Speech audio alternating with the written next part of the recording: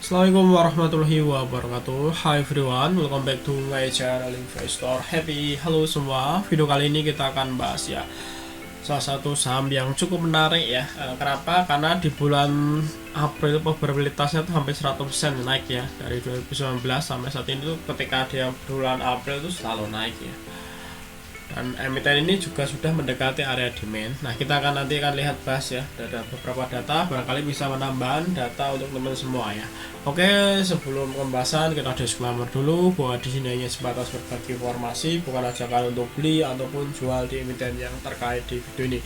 Oke, kita akan lihat ya saham Tower Bersama Infrastruktur ya, atau TPIG. Nah, ini perusahaan di bidang telekomunikasi, dia menyedia tower gitu ya. Nah, ada banyak perusahaan ya yang dinaungin dia, ada PT Telenet Internusa, PT United Torindo, Tower Bersama, Tower One, masih banyak ya.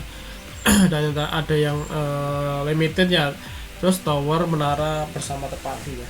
Ini lumayan banyak ya anak perusahaannya. Terus untuk memegang sahamnya ini ya, shareholdernya untuk pengendalinya tuh Bersama Digital Infrastruktur ya. Ini sekitar 73%, berikutnya ada masyarakat 25%, berikutnya ada saham treasury sekitar 1,6 ya.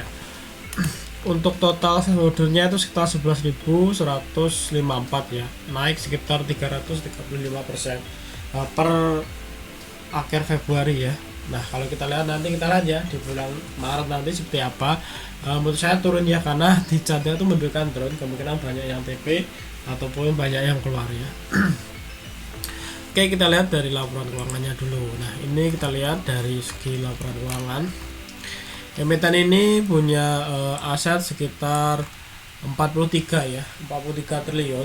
Sini kan dinyatakan dalam bentuk jutaan elemen ya. Jadi nanti tambah 0,6. 43 triliun artinya secara year to year ataupun ini kan Desember ya. Jadi kuartal 4 naik ke kuartal 3. Year to year itu dia naik ya sekitar 2 triliun.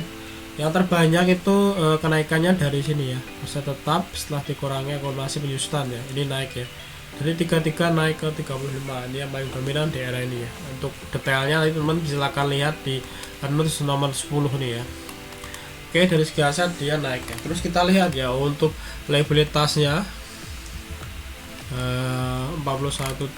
43 ya. Untuk liabilitasnya dia punya sekitar 30. Nah, cukup tinggi ya untuk liabilitasnya ya. Ini hampir berapa ya? 70%-an ya kalau kita bandingkan dengan asetnya ya. Ini turun ya, liabilitasnya turun dari sebelumnya 32 triliun turun ke 30 ya.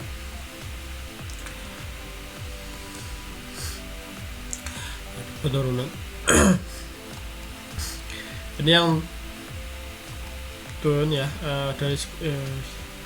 dari 32 turun ke 30. Untuk yang signifikan penurunan itu dari pinjaman jangka panjang ya, ini turun pada pihak 3 ini turun dari sebelumnya 5,4 turun ke 2,4 ya.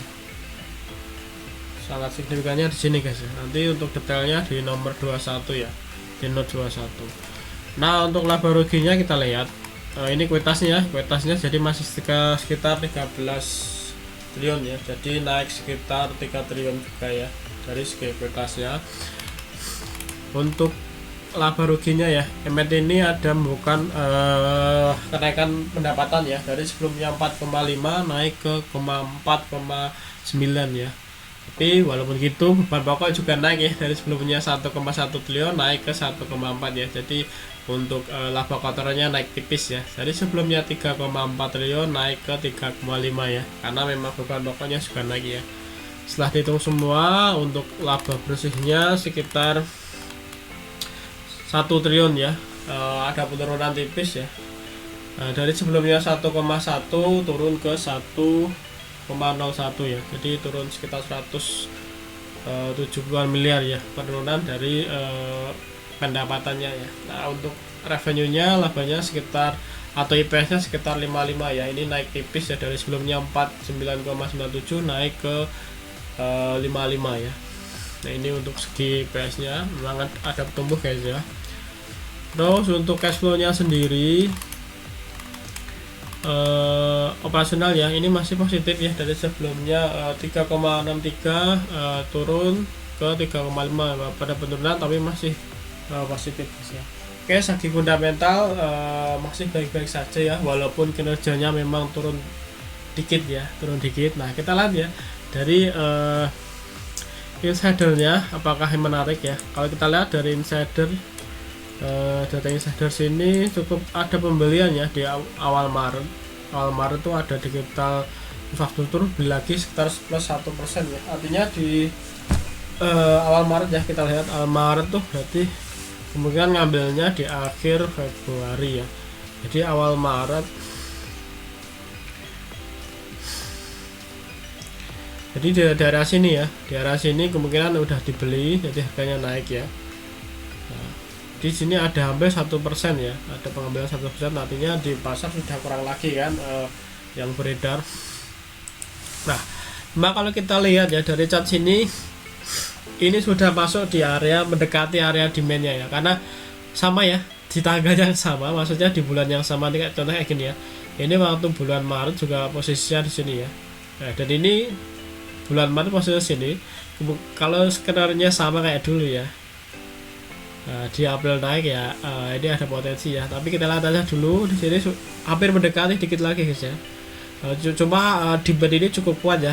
Kenapa? Udah dites berapa kali ya, ini masuk sini naik lagi ya, masuk sini naik lagi, masuk sini lagi, dan ini bisa jadikan titik entry mungkin ya, dan titik out. Seandainya nanti dia jebol area sini, kita harus cepat-cepat out ya, atau mungkin teman harus sell, ataupun ketika sudah masuk area sini bisa ambil ya.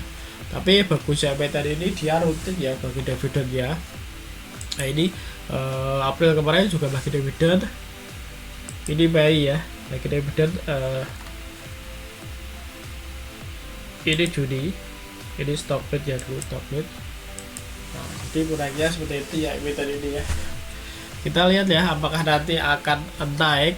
Nah, yang pasti harganya sudah mendekati demand supportnya ya. Jadi menariknya itu. Terus yang tambahan kedua, kalau kita lihat ya dari seasonality atau metodologinya tuh di April ya itu 100% ya. Ini ya, kita lihat April ini 100% ya, dia selalu naik bulan April.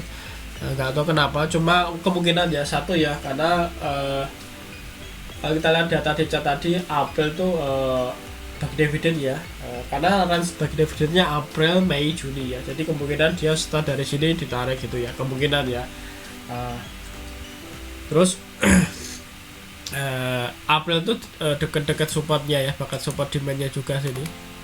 Nah, ini udah dari 2001, ini 2003, artinya sudah 2 tahun MT ini belum menjebol demand area sini ya. Jadi cukup kuat ya, jadi udah hampir 2 tahun teman ya, sampai saat ini dia tetap kuat ya, support demand di area sini ya, di area yang saya balikin di range antara 2005 ya, 2050 sampai di range sekitar 2008 ya, 2100 lah ya, di range itu ya teman ya.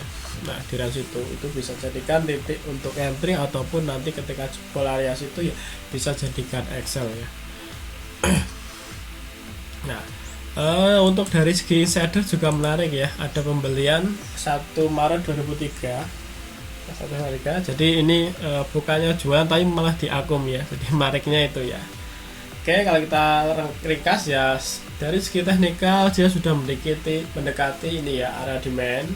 Terus dari insider, pengendali nambah lagi barang ya, jadi semakin berkurang ya kelikuitannya di pasar. Terus dari sisi laporan keuangan masih baik-baik saja, walaupun ada penurunan kinerja dikit ya dari sisi pendapatan, tapi dari segi aset naik, terus cash flow-nya juga masih aman ya. Oke, kurang lebih seperti itu ya untuk analisa saham TPIG. Kalau teman-teman ada pertanyaan, ada request, silahkan aja ditulis di kolom komentar. Terima kasih semua yang sudah nonton video ini. Sampai ketemu di video berikutnya. Happy cuan and happy investor. Bye bye.